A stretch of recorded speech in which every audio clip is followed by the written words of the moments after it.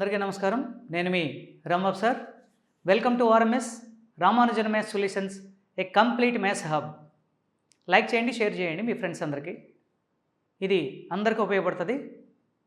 ఎందుకంటే మామూలుగా ఈ ఈ వేచి చూసే ధోరణి అంటే దాని అర్థమే వేచి చూడటం అంటే ఓపిక అని అర్థం. ఈ ఓపిక రెండు తెలుగు రాష్ట్రాల్లో ఉన్న డిఎస్సి రాసే అభ్యర్థులకి చాలా ఎక్కువని నేను నమ్ముతున్నాను ప్రగాఢంగా. ఎందుకో తెలుసా? సంవత్సరాల తరబడి ఈ డిఎస్సిని ప్రిపేర్ అయ్యి దాన్ని హోల్డ్ చేయటం అంటే నిజంగా మాటలు కాదు. మానసికంగా చాలా ఇబ్బంది పడిపోతాం. అన్నిటికన్నా చాలా ముఖ్యమైన ఆర్థికంగా చాలా ఇబ్బంది పడిపోతాం.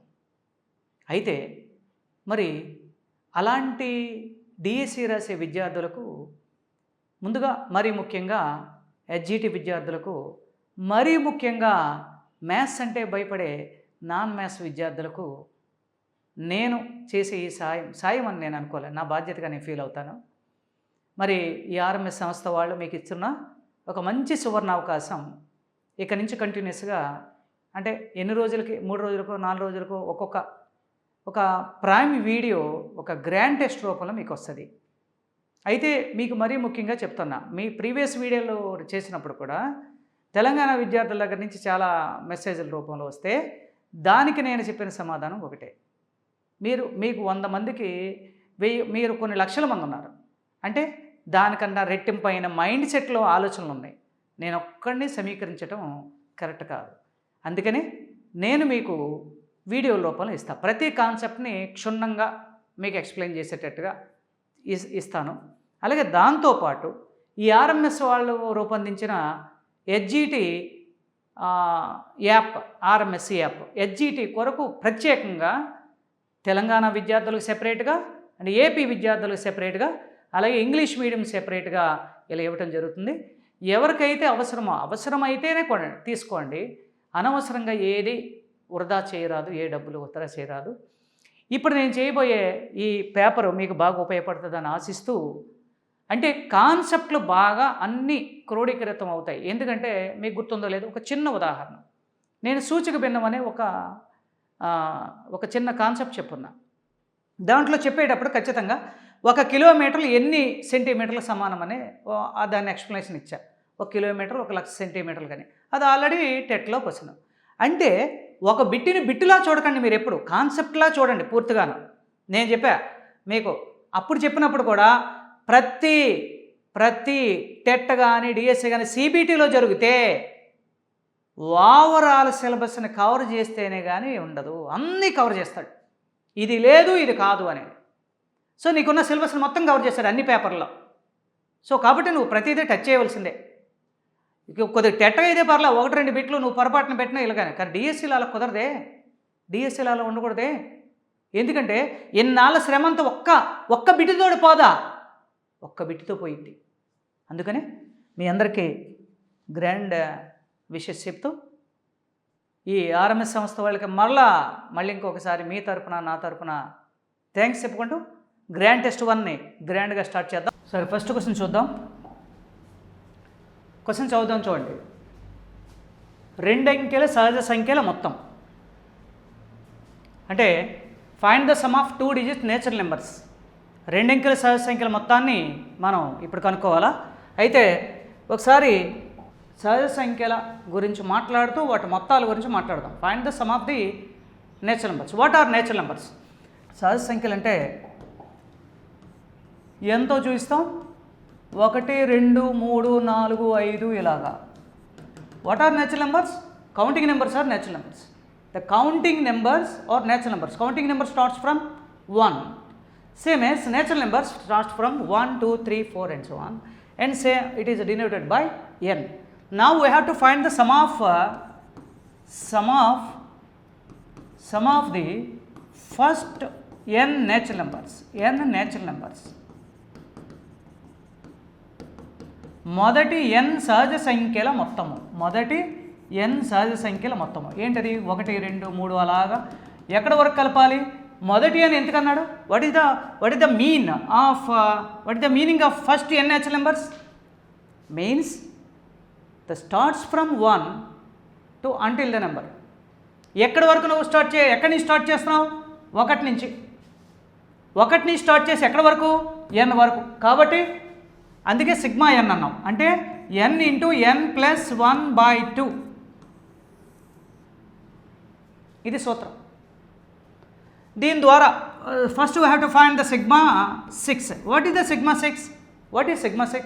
Sigma 6 is nothing but 1 + 2 + 3 + and so on + 6.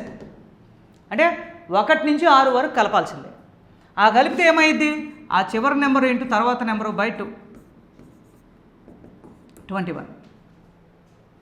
అయితే దీంట్లో కొన్ని మెలకువలు చూడాలి మీరు ఇక్కడే. ఎందుకు అవసరం అంటే కొన్ని అవసరాలు ఉన్నాయి.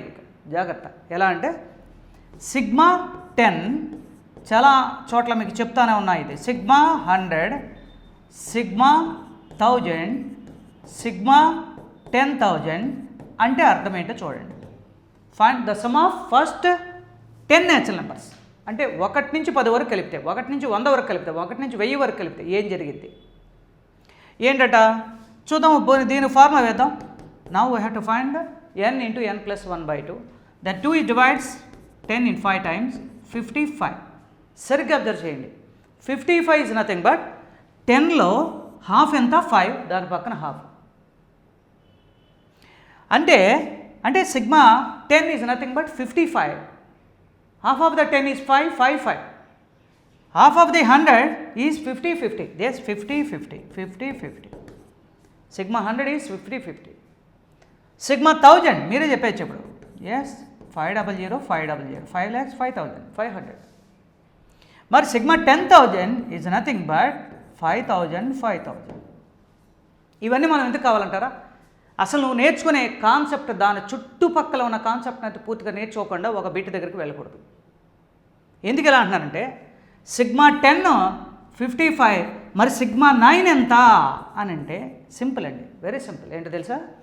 సిగ్మా 9 అంటే సిగ్మా 10లోంచి, అంటే సిగ్మా 10 అంటే అర్థం ఏంటి? 10 వరకు యాడ్ చేయమని. మరి సిగ్మా 10 ఎంత? 55. సిగ్మా 9 అంటే ఆ 10 తీసేవారు అంతే కదా. 55 - 10. మరి ఇక్కడ 50, 50 - 100. ఎందుకు? 99 ఎందుకు అవుతుంది? 99 వరకు కావాలనుకుంటే 100 వరకు కావాల్సిన మొత్తంలోంచి 100 తీయటమే. అర్థం కలదా? ఇప్పుడు అర్థమైంది చూడండి.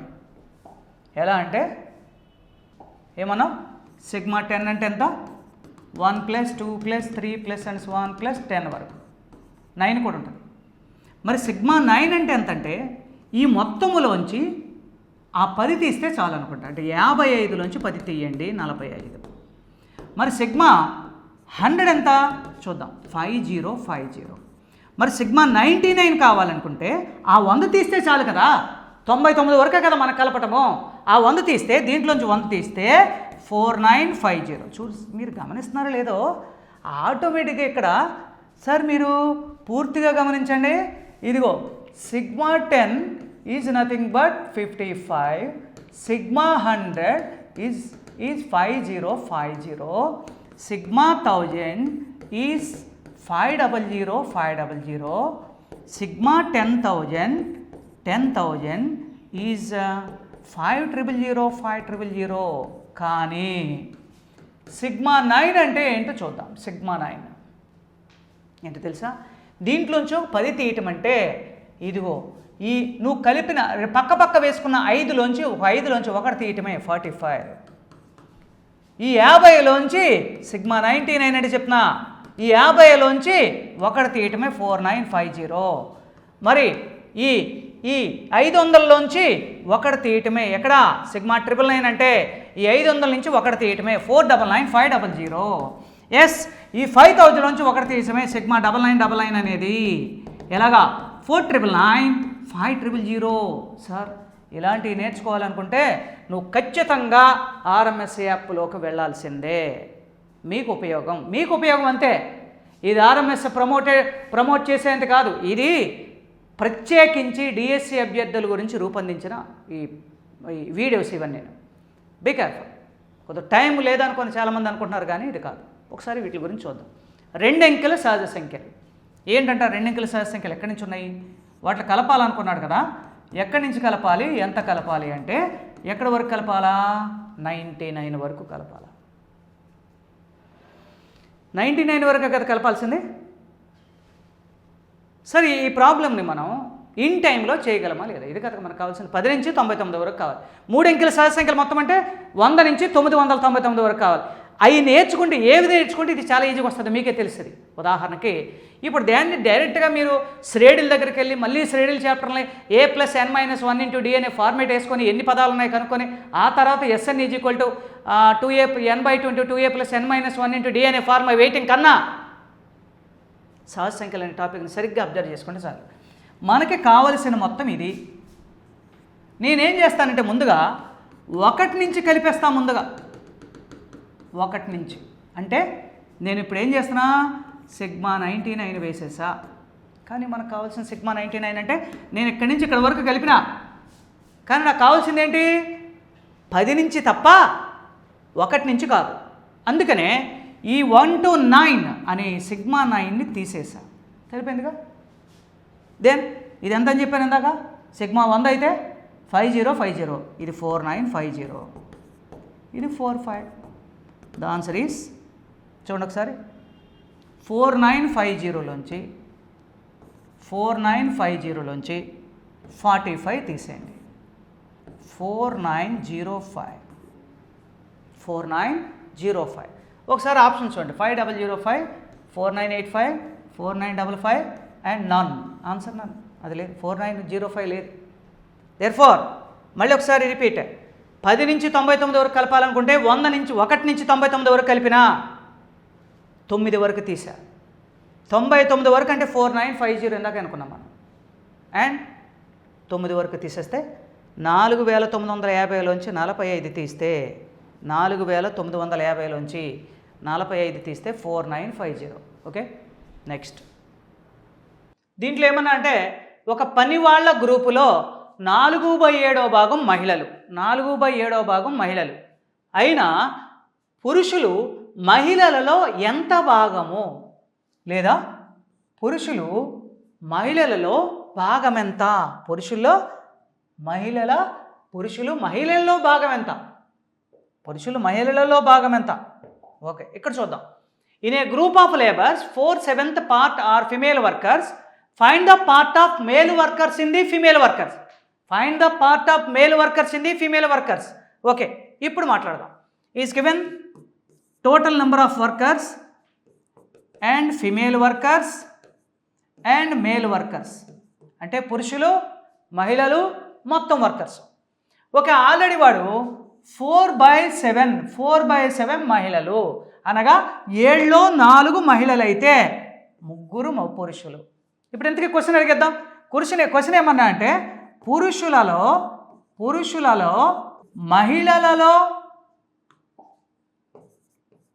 మహిళలలో భాగం ఎంత అని అడిగాడు. చాలా సింపుల్ సార్, ఇక్కడ చాలా జాగ్రత్త. మహిళలలో అంటే ఖచ్చితంగా మహిళలు హారంలోకి వెళ్ళాలి. మహిళలు 4, మరి లవంలోకి ఎవరు రావాలి? 3. అది కూడా పురుషులు. అదే క్వశ్చన్ కూడా అదే అడిగాడు. Find the part of male workers లవంలో ఉండాలి. ఇన్ ఫిమేల్ వర్కర్స్ హారంలో ఉండాలి. ఆన్సర్ 3/4 ఎక్కడ ఉందో చూడండి. ఆన్సర్ ఇది 3/4. నెక్స్ట్ క్వశ్చన్ ఇక్కడ చూద్దాం. సరే, ఒకసారి -3 1/5ను ఏ అకర్ణీయ సంఖ్య చే భాగించిన ఫలితము 1/5 వచ్చును. ఏ అకర్ణీయ సంఖ్య m అనుకుందాం. ఇక్కడ చూద్దాం.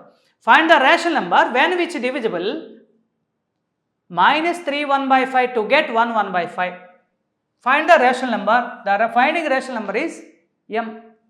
ఒకసారి దీని ఎక్స్ప్లెనేషన్ చూద్దాం. నేను ఏ అనే సంఖ్యని b చేత భాగిస్తే, ఏ అనే సంఖ్యని m అనే సంఖ్య చేత భాగిస్తే b వచ్చింది అనుకుందాం. ఫలితం b అండి. ఎప్పుడు నేను b అనుకోమని చెప్తున్నా. ఫలితాన్ని b అనుకోండి, ఇచ్చిన నెంబర్ని అనుకోండి. క్రాస్ మల్టిప్లికేషన్లో ఖచ్చితంగా ఈ రెండు అటు నుంచి ఇటు నుంచి అటు మారుతాయండి. a/b = m. కావలసిన సంఖ్య m అంటే వచ్చేస్తుంది. ఎలా అన్నావు? ఏని ఏ సంఖ్యచే భాగించినా b వచ్చును. Find what number should be divided with a divided to a to get b. అంటే నువ్వు ఏని ఎం చేత భాగిస్తే బి వస్తుంది. ఓకే, మరి అప్పుడు ఎం ఈజ్ ఈక్వల్ టు ఏం అవ్వాలంట? ఈ రెండు అటు ఇటు రాసుకుంటే ఏ బై బి ఆన్సర్ అవుతుంది ఫస్ట్ నెంబరు. అంటే ఇప్పుడు చూడండి ఒకసారి, ఏ అనుకోండి, దీన్ని ఏ అనుకుందాం. ఏని ఎం చేత భాగిస్తే బి వస్తుంది. దీన్ని బి అనుకోండి, దీన్ని b. Find the rational number which divisible -3 1/4 to get 1/4. ఇదిగో దాన్ని డివిజ్ చేస్తుంది. డివిజిబుల్ అయినప్పుడు ఈ ఎంని బిని అటు ఇటు మల్టిప్లై చేయొచ్చు కాబట్టి M is equal to A by B. That's means -3 1/5 by 1 1/5. -3 1/5 ఉంటే -3 5 15 + 1 16/5 బై ఇది 6/5. 5 and 5 క్యాన్సిల్ అయితే -16/6 -8/3 ఇస్ ద సొల్యూషన్. -8/3 అదిగోండి. నెక్స్ట్ క్వశ్చన్ చూడండి. ఇది జాగ్రత్తగా ఇంపార్టెంట్, చాలా ఇంపార్టెంట్. ఇది మోడల్ ఎక్కువగా ఇస్తున్నాడు. ఏమన్నానో, ఒక కోణం తీసుకోండి. కోణము ఇట్స్ అన్ యాంగిల్. పూరక కోణము కాంప్లిమెంటరీ యాంగిల్. సంపూరక కోణము supplementary angle. Complementary angle, supplementary angle. Suppose ఒక యాంగిల్ ఎక్స్ అనుకుందాం లేదా ఎం అనుకుందాం. మరి ఇప్పుడు ఇది ఎంత అవుతుంది? 90 - m కదా. ఎందుకు అలా అయిందో చెప్పండి. ఎందుకు అలా అయింది? Yes, if the angle is m, therefore the complementary angle is 90 - m because of the sum of these two angles is 90. ఒక కోణము పూరక కోణం, ఈ రెండు కోణాలు మొత్తం 90 అండి. అందుకే ఇది m అయినైతే అది 90 - m. మరి ఇది ఎంత? 180 - m because supplementary angles are sum of the angles is 180. So దాని ప్రకారం ఇది m అయితే ఇది 180 - m. ఇప్పుడు మాట్లాడదాం. ఇంతకీ క్వశ్చన్ ఏమన్నాడో అక్కడ క్వశ్చన్ నుంచి చూద్దాం. ఒక కోణం యొక్క పూరక కోణం, దాని సంపూరక కోణానికి 33 1/3% అయినా ఆ కోణం విలువ ఎంత అన్నాడు. Means 33 1/3% means the fraction of 1/3. If a complementary angle of an angle is 1/3 of its supplementary, 1/3 of its supplementary, ఆ సప్లిమెంటరీ యాంగిల్ 1/3 ఉంటుందట. ఒక కోణము యొక్క పూరక కోణము సంపూరక కోణములో 1/3 వంతు. ఎవరు ఎలాగా? క్వశ్చన్ స్టేట్మెంట్ మళ్ళీ చూసుకోండి ఒకసారి. క్వశ్చన్ స్టేట్మెంట్ ఏమన్నావు? ఇదిగో, ఒక కోణం యొక్క పూరక కోణం సంపూరక కోణంలో 1/3 వంతు. ఇది ఖచ్చితంగా దాంట్లో 1/3. అంటే what is a complementary? Complementary angle is 1/3 of its supplementary. Complementary angle is 1/3 of its supplementary. పూరక కోణము దాని సంపూరక కోణములో 1/3 వంతు. అదండి, అది సరిగ్గా వేసుకోగలగాలి. ఈ ఈక్వేషన్కే నీకు మార్కు, ఈ ఈక్వేషన్కే నీకు ఉద్యోగం. పూరక కోణము దాని సంపూరక కోణములో 1/3 వంతు. ఇంతకుముందు 1/4 ఇచ్చాడంటే అర్థమేంటి తెలుసా? వాడు 25% అన్నాడు, వేస్తాం అక్కడ. లేదా 20% అన్నాడు, 20% అంటే 1/1/5 వేస్తాం. క్రాస్ మల్టిప్లై చేయండి. 3 × 90 - 3 × m is equal to 180 - m. మీరు సరిగ్గా గమనించండి. 270 - 3m is equal to 180 - m. ఈ -3m అలాగా, 180 అలాగా. అంటే 2m is equal to 90, m is equal to 90/2, 45 degrees angle అండి. నోట్స్ రాసుకోవాలి సార్ ఇలాంటివి. ఒకవేళ ఎంత ఆన్సర్ ఎంత అన్నావు? 45 degrees అండి. ఇదిగోండి ఆన్సర్ ఇదిగో. క్వశ్చన్ ఏమన్నా మళ్ళీ ఒకసారి చూడండి. సరే, ఒక పూరక కోణం దాని సంపూరక కోణములో 1/3 వంతు. పూరక కోణము దాని సంపూరక కోణములో ఎంత ఉందట? 1/3 ఉంటుంది. ఎందుకు 33 1/3% అంటే 1/3.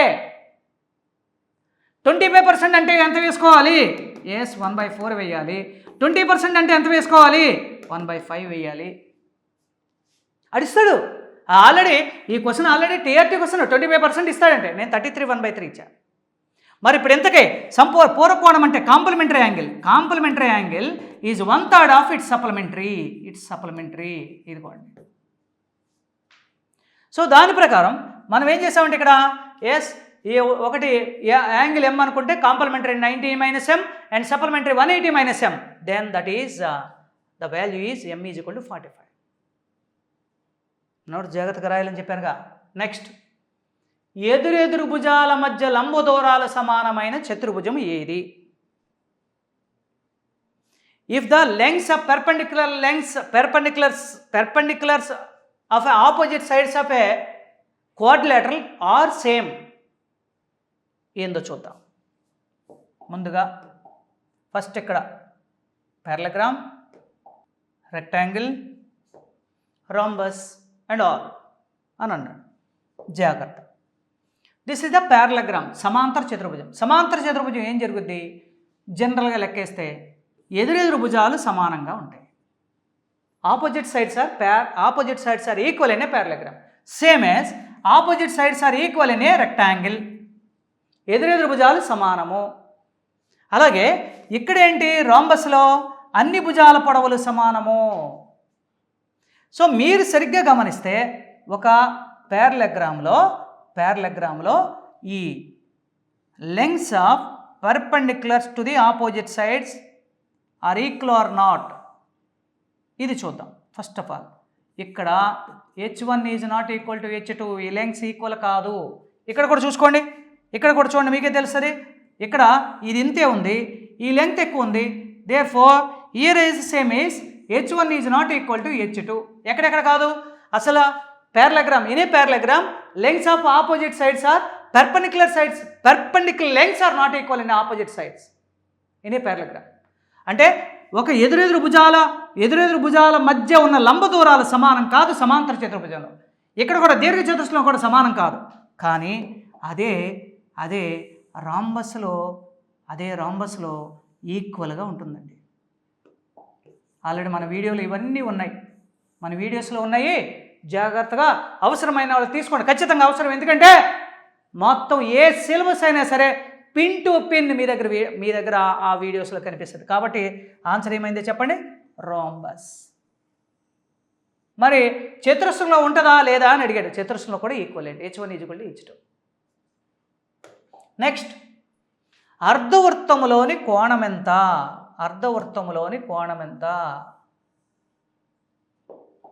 ఇంతకుముందు కూడా ఒక మోడల్ పేపర్లో ఎక్స్ప్లెయిన్ చేసిన నేను. ఇది అర్ధవృత్తము కేంద్రం వద్ద చెయ్యి కోణము. The angle subtend at the centre of the semi circle is 180. The angle in semi circle ఇది ఖచ్చితంగా 90. The angle in semi circle is 90 degrees. So there is no 90. Answer is none. The answer if it is 90 degrees. అక్కడెక్కడ ఆన్సర్ ఇవ్వలేదు. ఏముండాలంటే అర్ధవృత్తంలోని కోణం ఎంత ఉండాలి? 90. The angle in semi circle is 90. Next, ఒక సమబాహు త్రిభుజ భుజాలను తాకుతూ పోవు వృత్త వ్యాసార్థము 7 సెంటీమీటర్లు అయినా ఆ త్రిభుజ చుట్టుకొలత ఎంత అని అడిగాడు. If the radius of the circle which touches the sides of a equilateral triangle is 7√3, then find the perimeter of the triangle. Okay, లెక్క చేద్దాం. ఏంటి ఒక సమబాహు త్రిభుజం యొక్క సమబాహు త్రిభుజం యొక్క భుజాలను తాకుతూ పోవు the circle which touches the all the sides of the equilateral triangle is known as incircle అంతరవృత్తము. దాని పేరు అంతరవృత్తము. దాని పేరేంటి? అంతరవృత్తము. ఆ కేంద్రం పేరు అంతర కేంద్రము, ఇన్ సెంటర్. ఆ వ్యాసార్థం పేరు అంతర వ్యాసార్థము. అంతర వ్యాసార్థము అంటే ఇన్నర్ రేడియస్. మరి దానికి ఈ సమబాహు త్రిభుజం యొక్క భుజానికి ఏముంది లింకు చూద్దామా? అంతర్వృత్తం అయితే. అలా కాకుండా దాని గురించి కూడా ఎక్స్ప్లెయిన్ చేస్తాను. ఇంకోటి కూడా ఉంది ఇక్కడ, అంతర్వృత్తం ఉంది. అంతర్వృత్తం అంటే r = a/2√3 ఇదండి అంతర్వృత్త వ్యాసార్థానికి భుజానికి ఉండే సంబంధం. ఇక్కడ వచ్చేద్దాం. ఏమన్నాడు? r ఎందుకు స్మాల్ r అంటున్నారు సార్ మీరని వెయిట్ చేయండి, కంగారు పడకండి. 2√3 స్మాల్ r ఎంత ఇచ్చిందంటే అదిగో 7√3 = a/2√3. క్రాస్ మల్టిప్లికేషన్లో a = 7√3 of 2√3 is nothing but 14 × 3 42 centimetres is the side of a equilateral triangle. ఒక సమబాహు త్రిభుజం యొక్క భుజము 42 సెంటీమీటర్లను వచ్చింది. మరి దాని చుట్టుకొలత అయితే సమబాహు త్రిభుజం యొక్క చుట్టుకొలత అంటే 3 భుజాలు కలపడమేగా, అంటే 126 సెంటీమీటర్లు అనేది. ఇదిగో ఆన్సర్. మీరు అనాలి సార్ ఇక్కడ స్మాల్ ఆర్ ఎందుకు ఇస్తున్నావు అని. ఎస్, ఇక్కడ చూడండి. ఒకవేళ ఇదే సమబాహు త్రిభుజాన్ని, ఇది ఒక సమబాహు త్రిభుజాన్ని నువ్వు ఇలాగా సమబాహు త్రిభుజం తీసుకొని త్రిభుజ శీర్షాలను తాకుతూ పోయే వృత్తం అయితే దీని పేరు పరివృత్తము, సర్కిల్. అక్కడుండే వ్యాసార్థం పేరు పరివృత్త వ్యాసార్థము క్యాపిటల్ R = a/√3 ఆన్సర్ అండి. దానికి రెట్టింపు ఉంటుందండి ఇది సమబాహు త్రిభుజంలో, గుర్తుంచుకోవాలి. ఇప్పుడు కూడా వచ్చేస్తుందండి. ఏ తెలుసు కదా, ఏ తెలిస్తే అది కూడా వస్తుంది మనకి. సార్ ఫైండ్ అవుట్ చేయాలి. Next question. ఒక చతురస్రం యొక్క 2 కర్ణాల మొత్తము 72√2 అయినా దాని వైశాల్యము ఎంత? సార్ ఇక్కడ ఒక కాన్సెప్ట్ నేర్చుకోవాల్సిన ముందుంది, అదేంటో కాన్సెప్ట్ చూద్దాం. సార్ ఇక్కడ మనకు కావాల్సిన చాలా ఇంపార్టెంట్ కాన్సెప్ట్ ఏంటంటే, ఒక లంబకోణ సమద్విబాహు త్రిభుజం తీసుకోండి. లంబకోణ సమద్విబాహు త్రిభుజం, దీని అర్థం ఏంటో తెలుసా? అంటే ఇక్కడ 45 డిగ్రీలు, ఇక్కడ 45 డిగ్రీలు, అనగా ఇక్కడ 90 డిగ్రీలు, 100. ఇది ఏ అయితే ఇది a√2 అవుతుంది. అంటే ఈ కర్ణానికి √2 వంతు తగ్గుతుంది ఇక్కడికి వచ్చేటప్పుడు భుజానికి. అంటే ఇప్పుడు దీని అర్థం, ఇలాంటి భుజాల్లో నేను కర్ణము కనుక 8√2 ఇస్తే ఆ భుజం ఎంత అయింది? 8 అవుతుంది. మరి ఇప్పుడు దీన్ని ఎందుకు నేను ఇక్కడ తీసుకున్నా అంటే ఒక చతురస్రంలో ఒక కర్ణము 2 సర్వసమాన లంబకోణ త్రిభుజాలుగా విభజిస్తుంది. అంటే ఇక్కడ ఇది a√2 గనక ఉంటే భుజము a అవుతుంది. మరి వాడేమిచ్చాడు? ఒక చతురస్రంలో 2 కర్ణాల మొత్తము, అదండి ఒక చతురస్రంలో 2 కర్ణాల మొత్తము 72√2. The sum of the 2 diagonals of a square is 72√2. 72√2. In the square lengths of 2 diagonals are same. ఒక చతురస్రంలో 2 కర్ణాల పొడవులు సమానం. Therefore, that's why 2d is equal to 72√2 and d is equal to the one of the diagonals is 36√2. That means diagonal is equal to 36√2. What is the side? Yes, there is a side because lengths of 2 diagonals are same. That's why 72√2. Then one of the diagonals is 36√2.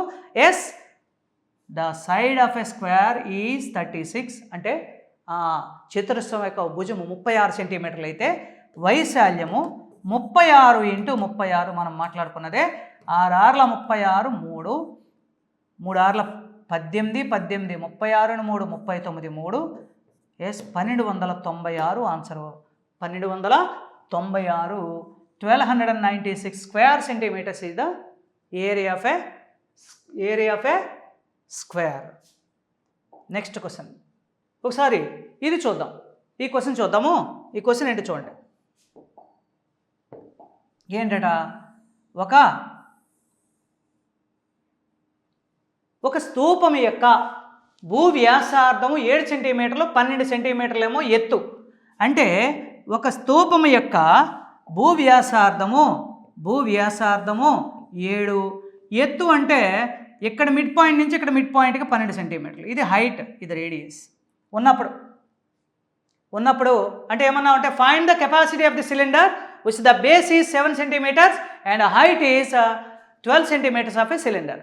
మరి ఇప్పుడు capacity అంటే అర్థం ఏంటి? పరిమాణము అని అర్థం. దాని అర్థమే ఘన పరిమాణము అని అర్థం. దేర్ఫోర్ మరి ఘన పరిమాణం ఫార్ములా ఏంటి? ఘన పరిమాణము πr²h అనగా πr² అంటే 22/7 × 7 × h అంటే 12. మరి ఇప్పుడు ఇదిగో 7 × 7 క్యాన్సిల్ అయిపోతుంది. 7 ఇచ్చాడు కాబట్టి సరిపోయింది. 49 ఇస్తే మళ్ళీ క్యాన్సిలేషన్ పెరుగుతుంది. మళ్ళీ 63 ఇస్తే ఇంకా పెరుగుతుంది. అలాగే 0.7 ఇస్తే మారుతుంది. దీనికి 154 వచ్చింది × 12. కానీ మన వీడియోస్ ఇస్తున్న పిల్లలందరికీ తెలుసున్నదే. ఇది ఆల్రెడీ మీరు పూర్తిగా నేర్చుకొని ఉంటారు. ఎందుకంటే అక్కడ వ్యాసార్థము అంటే రేడియస్ ఇలా ఇచ్చినప్పుడు the area of a circle ఎలా ఉంటుంది? ఏరియా ఆఫ్ ఏ సర్కిల్ ఎలా ఉంటుంది చూద్దాం ఒకసారి. ఎలా అంటే సార్ ఇక్కడ జాగ్రత్తగా వినండి, దీన్ని హోల్డ్ చేసుకుని వెళ్ళాలి. ఎందుకంటే వీడియో టైంని బట్టి నేను అంత ఫ్రీగా అంత ఫాలో ఇవ్వలేను. మరి ఎవరైతే నా స్టూడెంట్స్ ఉన్నారో వాళ్ళందరికీ అన్నీ తెలుసున్నది. ఎందుకంటే వ్యాసార్థాలు ఇస్తే దాని వైశాల్యాన్ని ఇమీడియట్గా చెప్పగలరు. వైశాల్యాలు ఇస్తే వ్యాసార్థాలు కూడా చెప్పగలరు. ఎందుకంటే ఆ వీడియో చూస్తే మీకే తెలుస్తుంది.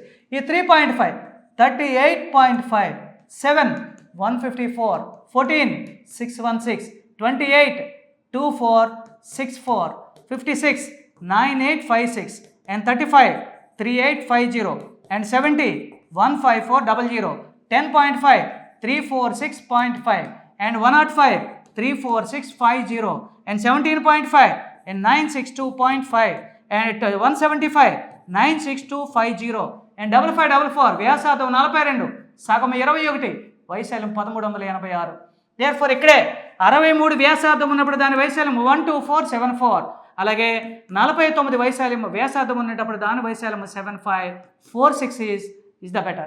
మరి ఒకవేళ నీకు ఇక్కడ వ్యాసార్థాన్ని మార్చి కనుక ఇస్తే 63 ఇచ్చాడు అనుకో, దాని వైశాల్యం πr² ఎంత అవ్వాలా? 12474.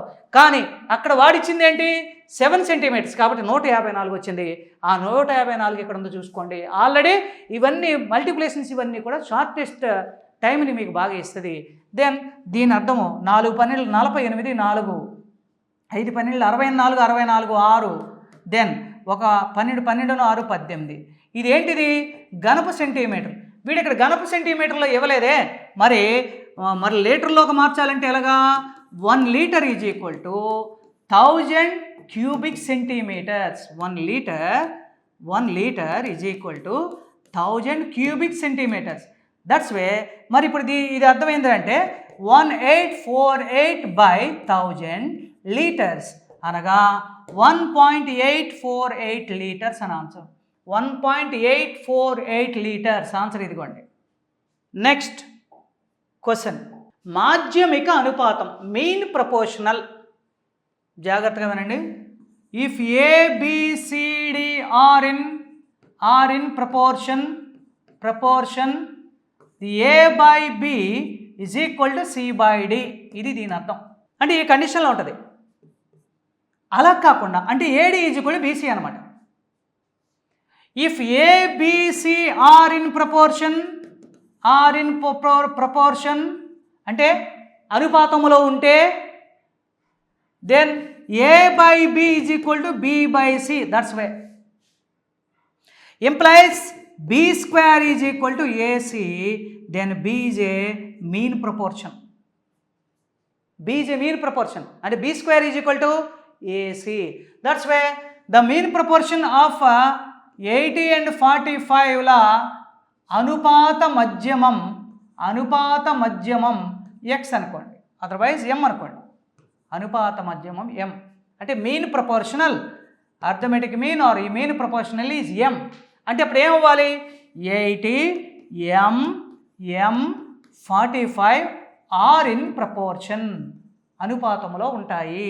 అనగా 80 ఎమ్మో 45. మీరు అస్తమానం గుర్తుంచుకోకల్లా m² = 80 × 45, m = √80 × 45. అందుకే ఇక్కడ మీన్ ప్రపోర్షనల్కి m √AB అని చెప్తారండి. మీరు ఇలా వేసుకున్నా అలా వేసుకున్నా ఒకటే. మీకు ఇది అర్థం కావడం గురించి ఇది చెప్పాను. ఇప్పుడు దీని ప్రకారం దీని సొల్యూషన్ ఎలా రాబడతాం? m పొరపాటున మల్టిప్లై చేశారు కానీ అలాంటివి ఏం చేయకండి. 8 × 10 ఎవరు రాయొచ్చండి? 10ని 8 × 10, 10 2 5s, 45ని 5 9s. అంటే దీంట్లో 2 8 16, 4 × 4, 5 × 5, 3 × 3. That's way 3 4 12 5 60 answer. 60 is the answer. ఇదిగో ఆన్సర్, ఇదిగో 60. నెక్స్ట్ క్వశ్చన్కి వెళ్దాం. ఒక సంఖ్య దాని 120% విలువ 24 ఎక్కువైన ఆ సంఖ్య ఏది? ఒక సంఖ్య దాని 120% విలువ, ఒక సంఖ్య అంట దాని 120% విలువ కన్నా 24 ఎక్కువటండి. ఎవరికన్నా 120% విలువ కన్నా ఒక సంఖ్య కన్నా దాని 120% 24 ఎక్కువటండి. అంటే ఇదంతా ఎందుకబ్బా? A number is 100% and 120% is there. There are 2 percentages there. There are 2 percentages. 120% of a number is 24 more than the number. Number అంటే అర్థం ఏంటంటే ఖచ్చితంగా 100% అని అర్థం. 100% కన్నా 120% ఎంత ఎక్కువ ఉంది? 24 ఎక్కువ ఉంది. The 120% of a number is 24 more than the number. 120% ఆ సంఖ్య కన్నా 120% ఎంత ఎక్కువ ఉందంటే 24. అంటే ఈ రెండింటి మధ్య డిఫరెన్స్ ఎంతండి? 20%. మీకు చాలాసార్లు చెప్తా ఉన్నా. ముందుగా 20% అంటే సగం చేయండి 10% వస్తుంది. సగం చేయండి 10% వస్తుంది. దీంట్లో సగం చేయి 12. నీకు 100% కావాలి కదా, అక్కడ 10% ఇక్కడ 10% మల్టిప్లై చేయండి. Multiply with 10% or 12%. 100%. The number is 120. Simple అండి. 20% ఇచ్చినప్పుడు ఆ సంఖ్య కావాలంటే ఇలాగే చేయాలి. ముందు సగం చేయండి 10% వస్తుంది. దీంట్లో సగం ఎంత? 12.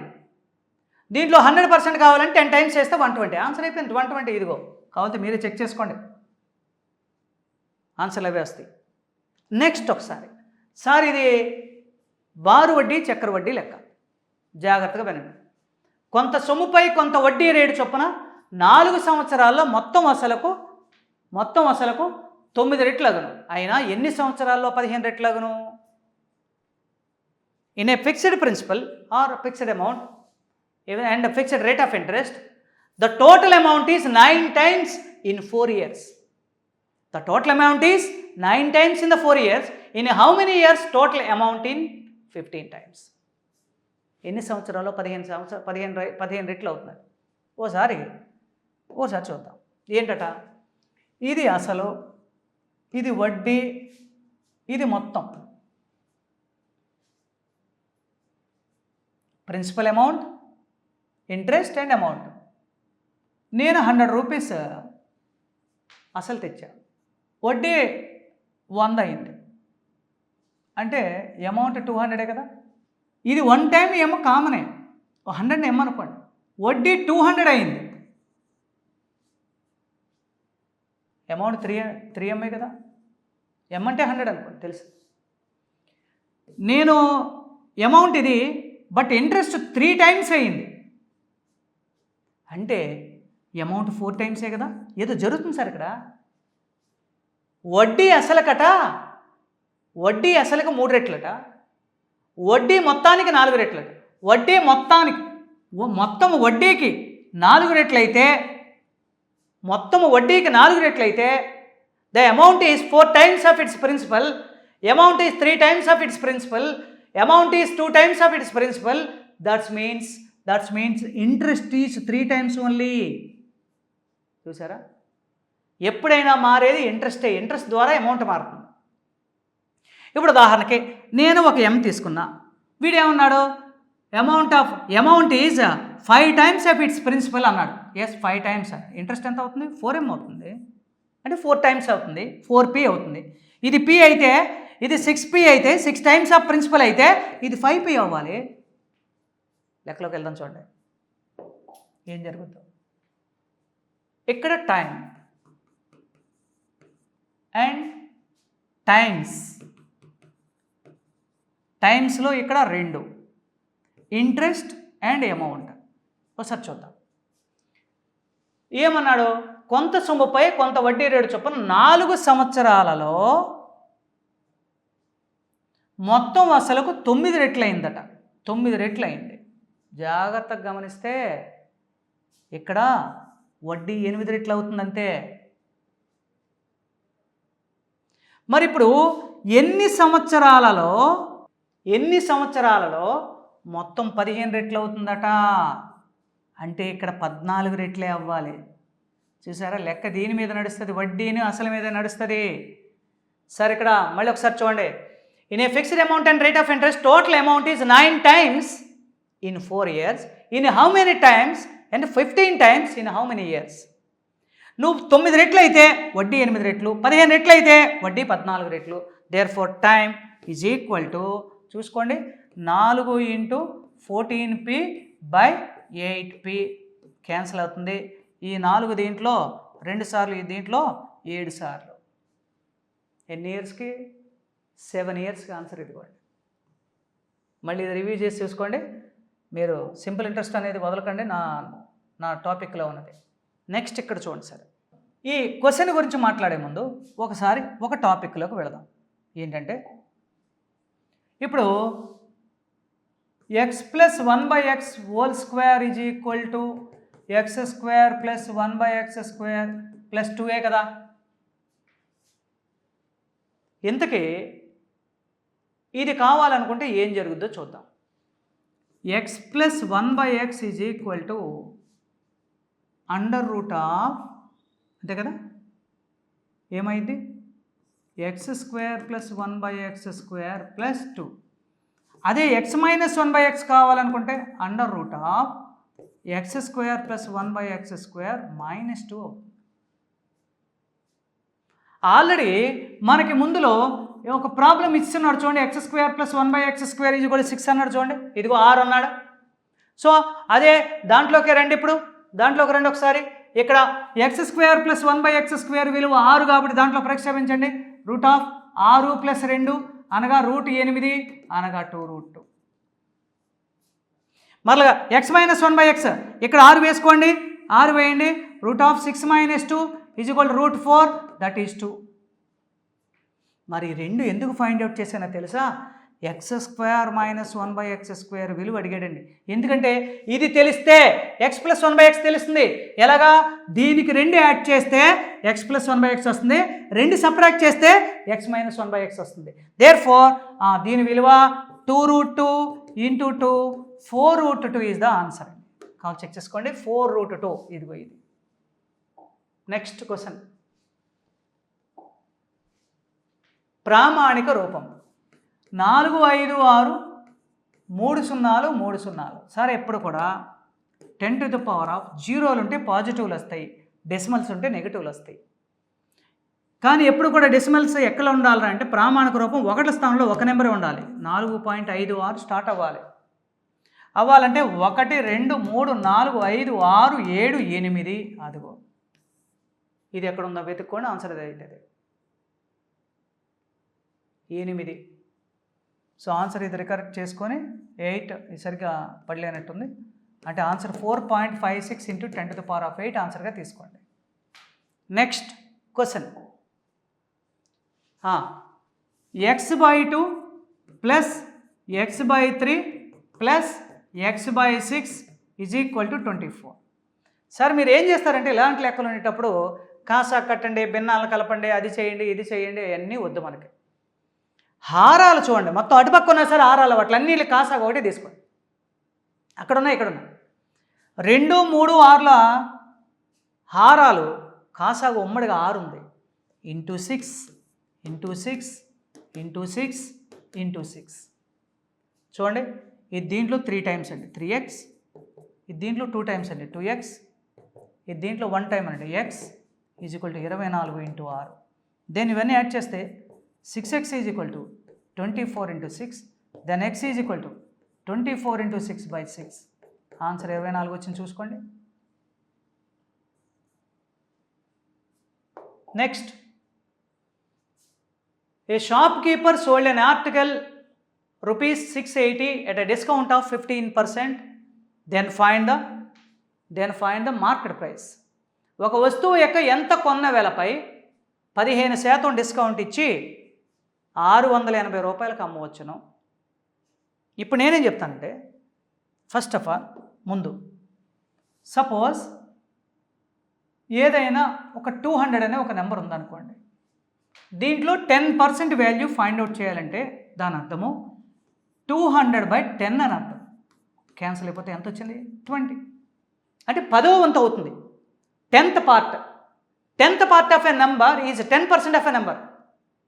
మరి అదే 400లో 10% ఎంత? 40. 500లో 10% ఎంత? 50. 600లో 10% ఎంత? 60. 800లో 10% ఎంత? ఎంత ఇక్కడ? 20. దీంట్లో హాఫ్ చేయండి, 15% వచ్చేస్తుంది. చూడండి ఇక్కడ ఎంత వచ్చింది? అదిగో 15%. సో ఒక నెంబర్లో 10% 5% ఫైండ్ అవుట్ చేస్తే 15% వచ్చేస్తుంది. సో దాని ప్రకారం ఒకసారి ఇక్కడ ఇది మార్కెట్ ప్రైస్ అనుకుందాం. దీంట్లో 10% ఎంత? 70. 5% 35. యాడ్ చేస్తే 105. యాక్చువల్లీ దీంట్లో డిస్కౌంట్ ఇస్తే కదా, అంటే ఎంత అయింది? తీసేయండి, 595 కాదు, అమ్మింది ఎంత? 680. దీంట్లో చూద్దాం, 10% ఎంత? 80. మరి 5% ఎంత? 40.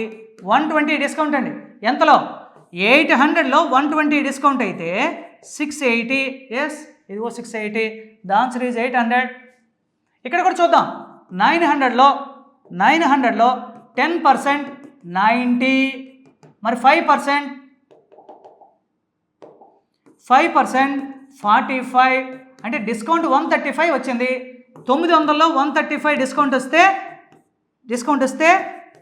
765 ఆన్సరు. అంటే 765కి వీడు అమ్మలే. మరి 1000 దాంట్లో 10% అంటే 100 అండ్ 5% అంటే 50. అంటే 150. 1000 మార్కెట్ ప్రైస్లోంచి 150 కనుక తీస్తే 850. వీడు 850 ఇక్కడ ఇస్తే 1000, వీడు 765 ఇక్కడ ఇస్తే 900, వీడు ఇక్కడ 680 ఇచ్చాడు కాబట్టి 800, 700 ఇచ్చాడు కాబట్టి అంటే 595 ఇస్తే 700 ఆన్సర్లు అవుతాయండి ఇక్కడ. నెక్స్ట్, ఇదేదో గొప్పగా ఉంది, భలే ఉంది చూడండి సార్. ఏముంటుందంటే ఒక చిన్న విషయం సార్. ఇప్పుడు 4/1, 4 square, 4 cube, 4 to the power of 4, 4 to the power of 5, 4 to the power of 5, 4 to the power of 6 సరిగ్గా గమనిస్తే మీరు చూడండి, నెక్స్ట్ పేజీలో చేద్దాం. 4 to the power of 1, 4 square, 4 cube, 4 to the power of 4, 4 to the power of 5, 4 to the power of 6 కనుక ఉంటే 4 to the power of 1 4. ఇది 16, 64, 256, 1024, 4096. ఏం జరుగుతుందో గమనిస్తున్నారా? ఒకట్ల స్థానంలో 4 4 4 4 వస్తుంది. ఎప్పుడు? 1 3 5 7 9 11 13 14 15 అలా ఉన్నప్పుడు. మరి ఇక్కడ ఒకట్ల స్థానంలో 6 6 6 వస్తుంది. ఎప్పుడు? ఈవెన్ నెంబర్స్ ఉన్నప్పుడు. అంటే 4 power even is the unit digit place contains 6. 4 power odd, the unit digit place contains 4. అలాగే ఎప్పుడైనా if any number is there, 1 to the power of anything, 1 to the power of anything, 5 to the power of anything, 6 to the power of anything must be same number as a unit digit place. అంటే 1 power ఎంత ఉన్నా కానీ 0 తప్పించి ఎంత ఉన్నా కానీ 6. 5 power ఎంత ఉన్నా కానీ 6. సారీ 6 ఉంటే 6, 5 ఉంటే 5, 1 ఉంటే 1. 6 ఉంటే 6 వస్తుంది. కావాలంటే మీరు 6 to the power of ఎంత అయినా వేసుకోండి, దాన్ని మల్టిప్లై 6 6 6 6 36, మళ్ళీ 6 ఉంది, మళ్ళీ 6 36, 6 ఎన్నిసార్లు వేసినా ఆ నెంబర్ వస్తుంది. ఇక్కడ 5 దగ్గర అదే నెంబర్ వస్తుంది, 1 ఉన్నా అదే నెంబర్ వస్తుంది. 4 పవర్ ఈవెన్ అయితే 6, ఆడ్ అయితే 4. ఇంకా బెటర్గా కావాలనుకుంటే మీరు ఒక్కసారి మళ్ళీ వీడియోని చూడాల్సింది. ఏదేదో ప్రమోషన్ గురించో దేని గురించో చెప్పడం కాదు. అలాంటప్పుడైతే అసలు ఈ వీడియోలు చేయని అవసరంలే. క్వశ్చన్ ఏమన్నాడు చూద్దాం. 64 to the power of 44 plus 65 to the power of 55 plus 60 to the power of 66. మీకు ఇంతకుముందు చెప్పాను 5 ఉన్నప్పుడు 5 వస్తుంది, 6 ఉన్నప్పుడు 6 వస్తుంది, 4 పవర్ ఈవెన్ ఉండేటప్పుడు 4 స్క్వేర్ అయితే 6 వస్తుంది. మీరు చూడండి చివరిలో ఇంక ఎంత వచ్చింది 7, ఎందుకంటే 6, 11, 17 7 వచ్చింది. 1 స్థానంలో ఇంకే 1 స్థానంలో ఇంకే 7 ఉన్నప్పుడు వాడేమన్నాయంటే ఈ మొత్తాన్ని 5 చే భాగించిన శేషం ఎంత? చివరిలో 7 ఉంది, నువ్వు 5తో భాగిస్తున్నావు, శేషం ఎంత వస్తుంది? అంటే if the sum of is divided by 5 then the leaves the remainder is the 2 is the answer. ఇదిగో నెక్స్ట్ అండ్ ఫైనల్ క్వశ్చన్. ఇదేదో భలే ఉంది. 100 లోపు 7 వరుస సహజ సంఖ్యల సంయుక్త సంఖ్యలుగా కలిగిన సంఖ్యల సగటు. సరే, మీకు ఎప్పుడైనా కొన్ని సంఖ్యలు వరుసగా కనిపించినాయి అనుకోండి, ఎలా? ఇదిగో ఇలా వరుసగా ఎలాగా 4, 5, 6 సగటు ఎంత అంటున్నారు? 5. మరి 4, 5, 6, 7 కనుక వస్తే ఈ రెండు క్యాన్సిల్ చేస్తే ఈ రెండింటి మధ్యలో 5.5 అవుతుంది. అలా కాకుండా 4, 5, 6, 7, 8 అయితే మధ్యలో ఉండే నెంబరే సగటు. Even means average. The average is the middle of the number. Then ఇప్పుడు చూద్దాం వాడు ఏమంటున్నాడు. Below 100 7 consecutive natural numbers are composite numbers. Find the average. 100 లోపు అంత గ్యాప్ ఎక్కడ ఉందో తెలుసా?